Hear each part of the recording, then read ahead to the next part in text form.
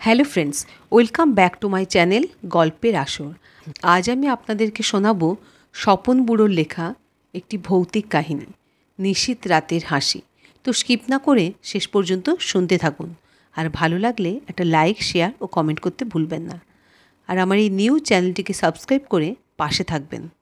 বিন্দু যেন বিদ্যুৎ বেগে এতটা পথ চলে এসেছে। এখন ট্রেনের কামরায় বসে ভাবতে ওর অবাক লাগছে। শনিবার কলেজে মাত্র 2 ঘন্টার ক্লাস ছিল। ছুটতে ছুটতে ফিরে এসেছে মেসে। আগে থেকে ম্যাটিনি শোয়ের টিকিট কেনা ছিল। ওথেলো দেখবার একটি সুপরিকল্পিত আয়োজন ছিল বন্ধুদের সঙ্গে।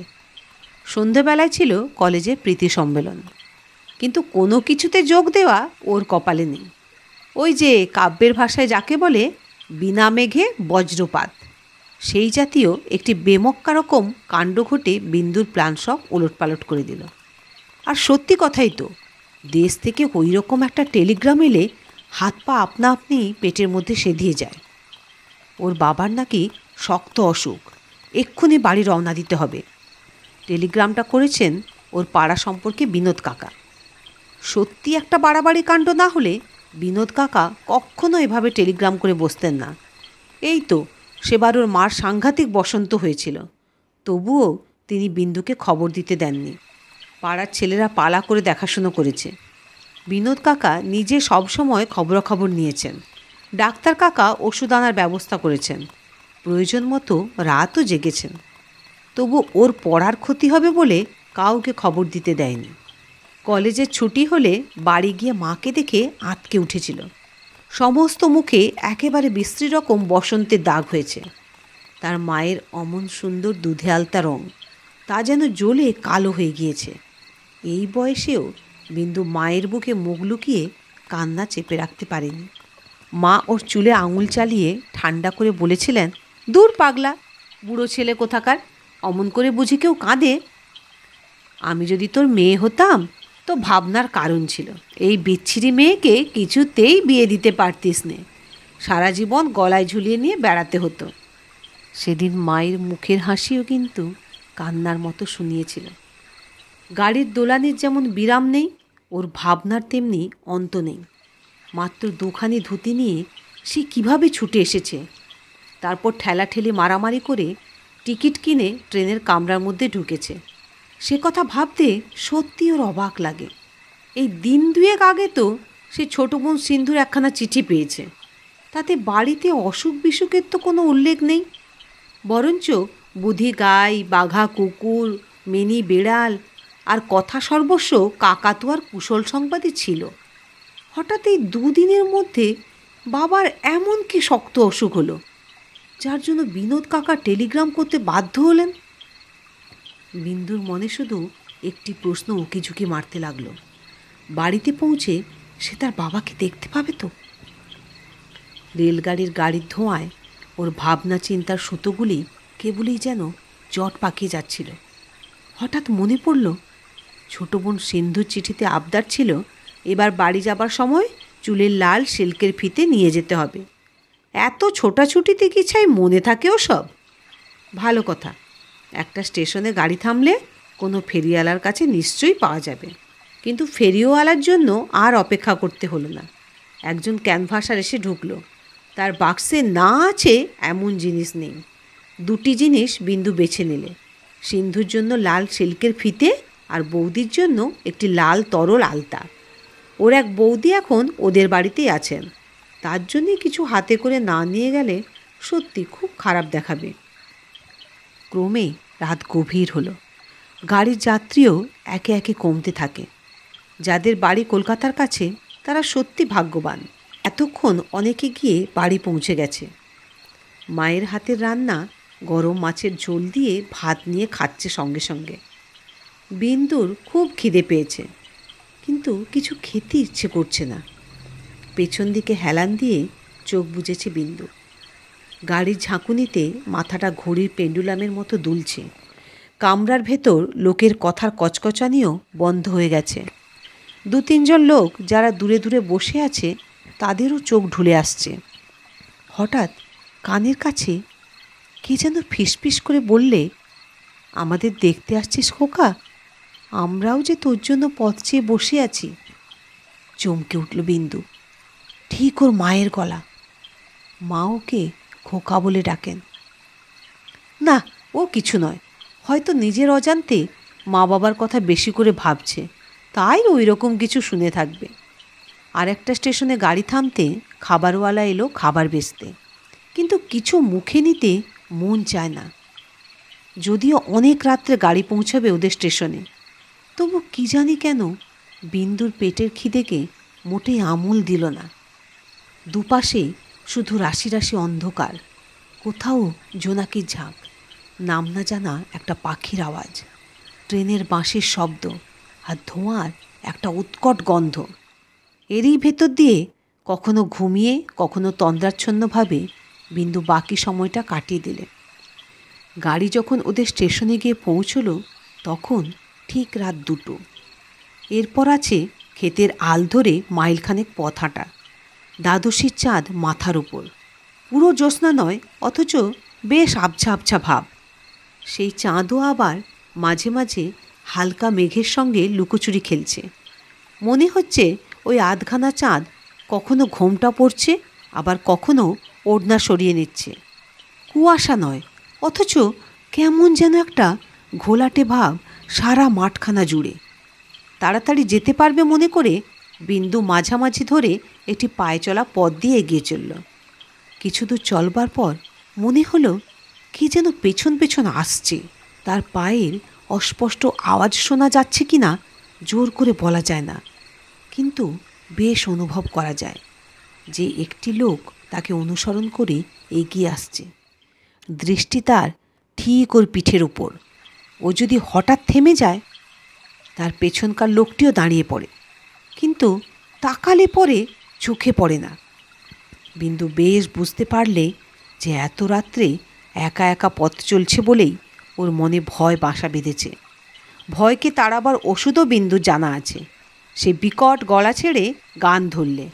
সুকণ্ঠ বলে বিন্দুর খানিকটা সুনাম ছিল, কিন্তু আজ এ কী কাণ্ড ঘটছে? গলাটা মাঝে মাঝে বন্ধ হয়ে আসছে কেন? মনে হচ্ছে বেশ খানিকটা শ্লেষ্মা জমেছে কণ্ঠনালীর ভেতরে। কিছুতেই সেটাকে দূর করা যাচ্ছে না। গলা খুলে গান গাইতে পারলে আর ভয়টা কোথায়, কিন্তু কিছুতেই সেই গলাটা আগেকার মতো হালকা করতে পারছে না। যাই হোক, থামা আর চলা, গান গাওয়া আর কান পেতেই কিছু শোনা, এইভাবে মাঠটাকে পেরোনো গেল। ওই তো, হ্যাঁ ওই তো সামনে গাঙ্গুলিদের নাট মন্দির আর ধানের গোলা, ওরই পাশ দিয়ে গ্রামে ঢুকতে হবে। সেখান থেকে ওদের বাড়ি আর বেশি দূরের পথ নয়। একেবারে চেনা অঞ্চলে এসে পড়েছে বিন্দু, তাই গলার গুনগুনানিও বন্ধ করে দিল। ওই তো ওদের বাড়ি দেখা যাচ্ছে। বাড়ির ঠিক সামনেই সদর রাস্তার উপর সেই প্রকাণ্ড তেঁতুল গাছটি। কিন্তু এ কি গুমোট পড়েছে আজ, গাছের পাতাটি অবধি নড়ছে না। তাহলে এইবার পথের শেষ। আগ্রহ আর উৎকণ্ঠা নিয়ে এগিয়ে যায় সে। কিন্তু এ কী কাণ্ড! তেঁতুল গাছটার ঠিক নিচে, যেখানে ছায়াটি বেশ ঘন হয়ে জমাট বেঁধেছে, সেইখানে দাঁড়িয়ে আছেন ওর বাবা, আর হাতে সেই বাঁধানো লাঠিটা। ওরই ওপর দেহের ভর রেখে ওর বাবা একদৃষ্টে তার ওই দিকে তাকিয়ে রয়েছেন। ভারী অবাক হলো বিন্দু। ছুটে গেল ওর কাছে, বললে, আপনি এত রাত্রিরে এখানে দাঁড়িয়ে কেন? আপনার অসুখের টেলিগ্রাম পেয়েই তো আমি ছুটতে ছুটতে আসছি। ক্ষীণ কণ্ঠে বিন্দুর বাবা বললেন, তা জানি বাবা, বিনোদেরও যেমন কাণ্ড। সামান্য কি একটু অসুখ করেছে আর অমনি তোর বিনোদ কাকা এক টেলিগ্রাম করে বসল। আমরা সবাই ভেবে বাঁচি না। আজ ওই যে তুই ছুটতে ছুটতে আসছিস সে তো জানা কথাই। সেই সন্ধে থেকে তোর মার মুখে আর অন্য কোনো কথা নেই। খোকা নিশ্চয়ই আসছে আজ আমাদের দেখতে, তাই তো আগ বাড়িয়ে তোকে নিতে এসেছি। ওর বাবার কথা শুনে ভারী রাগ করল বিন্দু। উত্তর দিলে, আপনারও তো কম বাড়াবাড়ি নয়। আমি আসছি তাই বলে আপনি এত রাত্রিরে অন্ধকারে বাড়ি থেকে বেরিয়ে এসেছেন? অসুস্থ শরীর, একটা লণ্ঠনও তো হাতে করে নিয়ে আসতে হয়। না না, আবার লণ্ঠন কিসের জন্যে? এই তো দিব্যি আবছা চাঁদের আলো। পথ চলতে কোনো অসুবিধেই হয় না। বিন্দু ব্যস্ত হয়ে বললে, না না, এত রাত্রিরে আপনার ঘরের বার হওয়া একেবারেই উচিত হয়নি। চলুন, আপনাকে আমি ধরে নিয়ে যাচ্ছি। বাবা আঁতকে উঠে বললেন, না না, আমায় ধরে নিয়ে যেতে হবে না। বাতের ব্যথায় এমন কষ্ট পাচ্ছি বাবা যে কেউ গায়ে আঙুল ঠেকালেও মনে হয় হাড়গুলো কনকন করে উঠল। চল, তোর মা ভারী ব্যস্ত হয়ে আছে। আমি আমার লাঠি নিয়ে ঠকঠক করতে করতে দিব্যি যেতে পারবো। মাকে দেখবার জন্যে বিন্দু ছুট্টে বাড়ির ভেতরে গেল। যাক, যার অসুখের কথা শুনে ভাবনার অন্ত ছিল না, তার সঙ্গে তো আগেই দেখা হয়ে গেল। মা ওরই অপেক্ষায় শোবার ঘরের দাওয়ায় বসেছিলেন। বললেন, বসবি আয়। রাস্তায় কোনো কষ্ট হয়নি তো বাবা? না না, কষ্ট আর কি, টেলিগ্রাম পেয়েই তাড়াতাড়ি ছুটে আসতে হলো, তাই তোমার শাড়ি আনতে পারিনি মা। তাতে আর কি হয়েছে, এখন আর আমার শাড়ির দরকার নেই। আমার গয়নাগুলি একটা ন্যাকড়ার পটলিতে বেঁধে চালের জালার মধ্যে গুঁজে রেখে দিয়েছি, কলকাতায় নিয়ে যাস। আমার বৌমা এলে তার হাতে দিস। বিন্দু বিরক্ত হয়ে উত্তর দিলে, কি আজে বাজে কথা বলছো মা? তোমার গয়না আমি কলকাতায় নিয়ে যাব কেন? কিন্তু আমার যে এখন ভয়ানক খিদে পেয়েছে। ঘরে কিছু নেই? চিড়ে, মুড়কি, নারকেল নাড়ু কিচ্ছু কি নেই?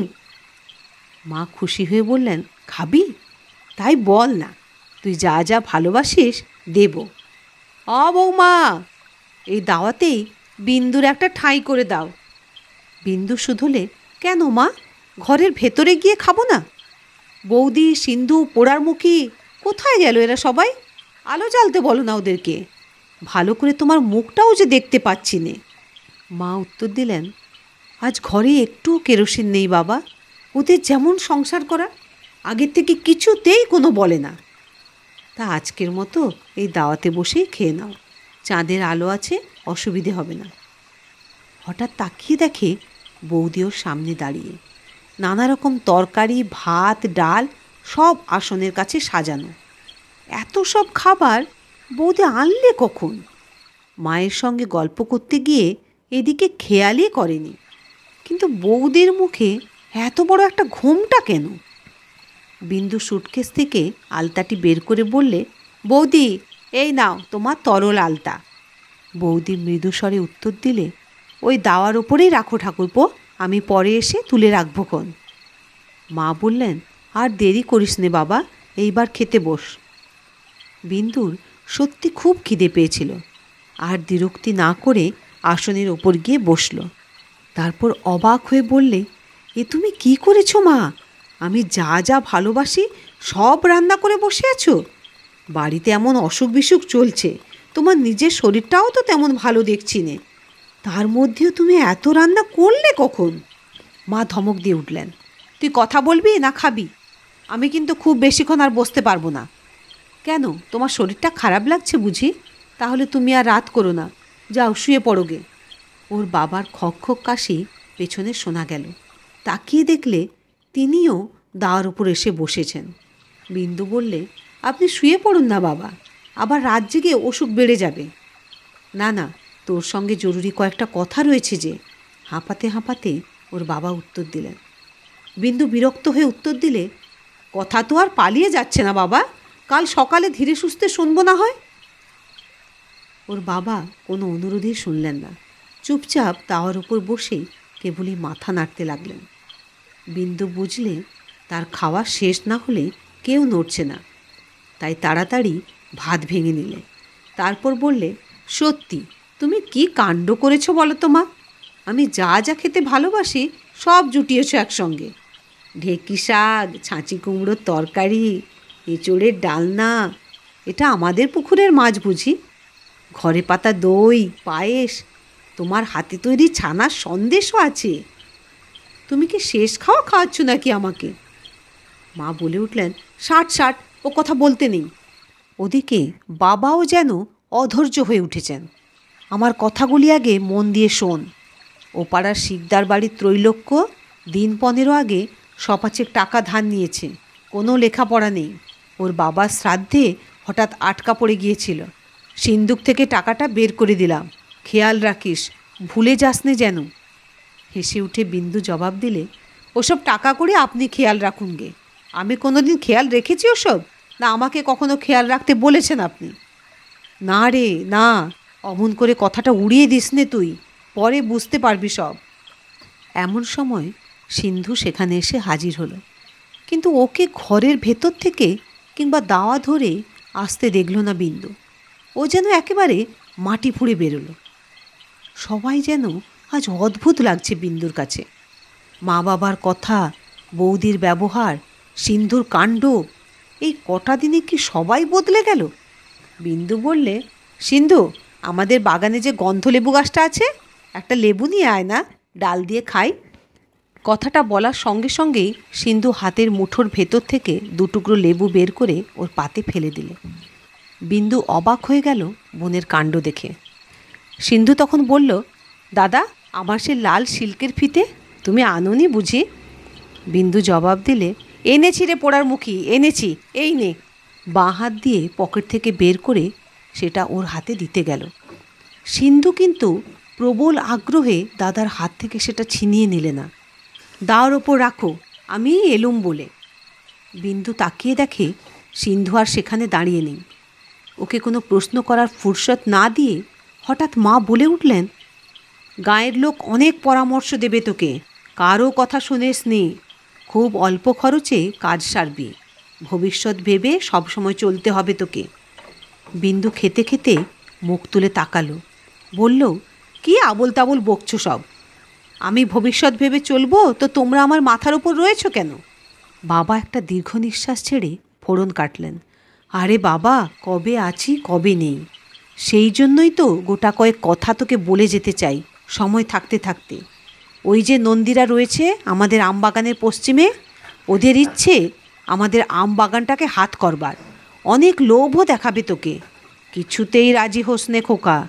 এই বাগান তো ঠাকুরদা নিজে হাতে তৈরি করে গেছেন। আমি ছেলেবেলায় ওখানে আম কুড়িয়েছি, তুইও কুড়িয়েছিস, আবার তোর ছেলেমেয়েরাও কুড়োবে। মা বললেন, আর দেখ, আমার যে দেখুন হাসি সই আসে, তার মেয়েকে বিয়ে করবি। আমি এতদিন কাউকে বলিনি, কিন্তু তাকে যে কথা দেওয়া আছে, তুই মায়ের শেষ কথা রাখবি তো খোকা? বাবা বললেন, খুব বেশি সময় তো আর নেই বাবা, সব চাইতে যেটা দরকারি কথা সেইটা আগে বলে নিই। আমাদের যে তুলসী মঞ্চ, তার তলায় দুটি পেতলের ঘোড়া, একেবারে মোহরে ভর্তি। বংশ পরম্পরায় এ আমাদের সম্পত্তি, কাকপক্ষীতে কেউ জানে না, আজ তোকে বলে গেলাম। মা বাবার কাছ থেকে এই জাতীয় বৈষয়িক কথা বিন্দু কখনো শোনেনি, তাই সে ভারী হকচকিয়ে গেল। ঘরের আশেপাশে কীরকম যেন একটা ছমছমে ভাব, মনে হচ্ছে আরও যেন অনেকে আছে, তারা যেন ফিসফিস করে কথা বলছে। একটা কালো বাদুড় বিন্দুর মাথার ওপর দিয়ে উড়ে গেল। হঠাৎ গোয়াল ঘরের পেছনে একটা বেড়াল ডেকে উঠল, মিয়াও। বিন্দু এতক্ষণ লক্ষ্য করেনি। উঠোনের দিকে নজর পড়তেই দেখে ওখানে এত জঞ্জাল জমে আছে কেন? কতগুলো দড়ি, ময়লা ন্যাকড়া, কলা গাছ আর শূন্য ভাঁড়, কি এসব? কতগুলো কড়ি ছড়ানো সিঁড়ির ধারে। হঠাৎ খাওয়া বন্ধ করে গ্লাসে হাত ধুয়ে নিল বিন্দু। বললে, মা, বাবা, ব্যাপারটা কি খুলে বলো তো তোমরা? তোমরা কিভাবে কথা বলছো আমি কিছুই বুঝতে পারছি না। এত ফাঁকে ফাঁকেই বা রয়েছ কেন? এ যেন সবটাই হেয়ালি। এই বলে সে পকেট থেকে একটা টর্চ বের করে জ্বালতেই চারিদিক থেকে একটা বিকট অট্টহাসির শব্দ ভেসে এলো। তাকিয়ে দেখে সে, কোথায় তার মা আর কোথায় বা তার বাবা? বৌদির জন্য আনা আলতাটা গড়িয়ে পড়েছে দাওয়ায়, আর সিন্ধুর সিল্কের ফিতেটা হাওয়ায় উড়ছে এদিক ওদিক। সেই বুক ফাটা হাসির শব্দ তখনও আশপাশ থেকে মিলিয়ে যায়নি। বিন্দু ডাকলে, মা, মা, বাবা, বাবা। আড়াল থেকে মায়ের গলা পাওয়া গেল, ভয় পাস নে বিন্দু, ওসব কিচ্ছু নয়, এখানে আরও অনেক দুষ্টু লোক আছে। এমন সময় বিনোদ কাকার হাঁক শোনা গেল, ওরে বিন্দু, আমি আসছি, আমি আসছি, ভয় নেই, ভয় নেই তোর। লণ্ঠন হাতে ছুটতে ছুটতে বিনোদ কাকা এসে পাশে দাঁড়ালেন। ভয়ে আর উত্তেজনায় তিনি হাঁপাচ্ছেন। বিন্দু শুধলে, কি ব্যাপার বলো তো বিনোদ কাকা, আমি তো কিছুই বুঝতে পারছি নে, মা, বাবা। ওকে থামিয়ে দিয়ে বিনোদ কাকা অস্ফুট কণ্ঠে বললেন, আমারই ভুল হয়েছে রে বিন্দু, আমারই স্টেশনে যাওয়া উচিত ছিল। এইবার বিন্দু তার কাকার ডান হাতখানা জড়িয়ে ধরে বুক ফাটা চিৎকার করে শুধোলে, কাকা, কি হয়েছে কাকা? আমায় খুলে বলো সব, এক্ষুনি আমায় সব খুলে বলো। বিনোদ কাকা ধরা গলায় জবাব দিলেন, কলেরায় একদিনের মধ্যে সবাই চলে গেল রে, আমি কিছুই করতে পারলাম না, কোন মুখে তোকে সে খবর দেব? মাথার উপর সেই কালো বাদুরটা আবার ডানা ঝটপট করে উঠল। আস্তা কুড়ে কেঁদে কেঁদে ফিরছে কুকুরটা। বিন্দু সেই দাওয়ার দিকে তাকালে, যেখানে তার মা বসেছিলেন, বাবা কথা কইছিলেন। তারপর হঠাৎ জ্ঞান হারিয়ে মাটিতে লুটিয়ে পড়ল। ধাক্কা লেগে বিনোদ কাকার হাতের লণ্ঠনটা পড়ে গিয়ে নিভে গেল। আবার সেই অন্ধকার, সঙ্গে সঙ্গে বহু কণ্ঠে সেই খিলখিল হাসি। তো শ্রোতা বন্ধুরা, এই গল্পটি আপনাদের কেমন লাগলো একটা কমেন্ট করে জানাবেন। আরও অনেক ধরনের গল্প শুনতে হলে আমার চ্যানেলটিকে একটা সাবস্ক্রাইব করে দেবেন প্লিজ। Thanks for watching.